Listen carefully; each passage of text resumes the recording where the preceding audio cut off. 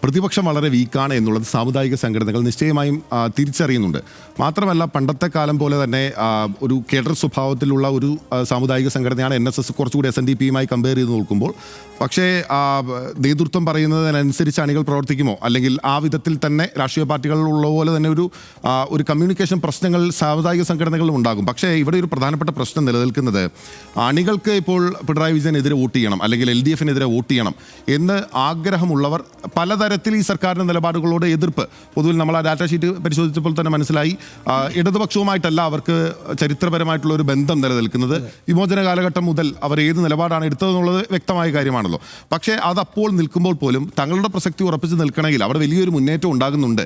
അപ്പോൾ ഇപ്പുറത്തെ ഭാഗത്തിൻ്റെ കൂടെ നിന്നുകൊണ്ട്, തോക്കുന്ന ഗ്രൂപ്പിൻ്റെ കൂടെ നിന്നുകൊണ്ട് കാര്യമില്ല, ജയിക്കുന്ന ആളുടെ കൂടെയാണ് കൂടുതൽ ആളുകൾ നിൽക്കുക എന്ന് പറയുന്ന ഒരു മനഃശാസ്ത്രം അവിടെ വർക്ക് ചെയ്യുന്നുണ്ട്. ഒന്നാമത്തെ കാര്യം. രണ്ടാമത്തെ കാര്യം, സനീഷ് പറഞ്ഞ പോലെ ഈ സർക്കാർ എടുത്തിട്ടുള്ള നിലപാടിൽ നിന്ന് ഒരു തരത്തിൽ പിന്നോട്ട് പോയിട്ടില്ല. അവരതിനെ ഡൈല്യൂട്ട് ചെയ്തല്ല, കുറച്ചൊന്ന് പോസ് ചെയ്ത് വെച്ചു, ഒന്ന് മിണ്ടാതിരുന്നു.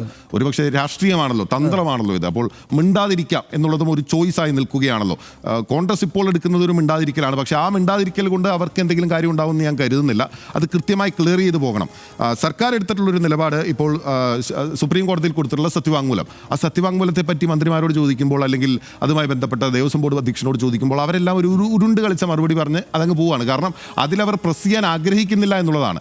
അതിൽ പ്രസ് ചെയ്യാൻ ആഗ്രഹിക്കാതെ തന്നെ ഈ വിഭാഗങ്ങളെല്ലാം കൂടെ നിർത്താനാകും എന്നുള്ള ഉറച്ച വിശ്വാസത്തിൻ്റെ അടിസ്ഥാനത്തിലാണ് ഇക്കാര്യം ചെയ്തത്. മാത്രമല്ല ഈ ആഗോള അയ്യപ്പ സംഗമം ആരംഭിക്കുന്നതിന് മുൻപ് ആദ്യമേ കൂടിക്കാഴ്ച നടത്തിയത് SNDP ആയിട്ട് പോലുമല്ല, NSSുമായിട്ടാണ്. പെരുന്നയിലാണ് ഇദ്ദേഹം ആദ്യം എത്തി കൂടിക്കാഴ്ച നടത്തുകയും അവരുടെ വിശ്വാസം ഉറപ്പിച്ചതിന് ശേഷമാണ് ആദ്യത്തെ അനുകൂല നിലപാട് വന്നതും സംഗീത് കുമാറിൽ നിന്നാണ്. ഉറപ്പായിട്ടും NSSന്റെ ഭാഗത്ത് നിന്നാണ് ഉണ്ടായിട്ടുള്ളത്. സംഗീത് കുമാർ സ്വാഭാവിക ഒരു നിലപാട് പറയുമ്പോൾ അത് സുകുമാരൻ നായരുടെ നിലപാടാണല്ലോ, അതിന് സംശയമൊന്നുമില്ല. അപ്പോൾ ആ ഒരു നിലപാട് എടുക്കാനായിട്ട് സർക്കാർ ആ സ്റ്റാൻഡിൽ ഉറച്ചു നിൽക്കുകയും എന്നാലൊട്ട് ഇപ്പോൾ അങ്ങനെ പ്രസ് ചെയ്ത് പറയേണ്ട എന്നുള്ളത് രാഷ്ട്രീയത്തിനനുസരിച്ചുള്ള നിലപാടെടുക്കുകയാണ് സർക്കാർ ചെയ്തിട്ടുള്ളത്.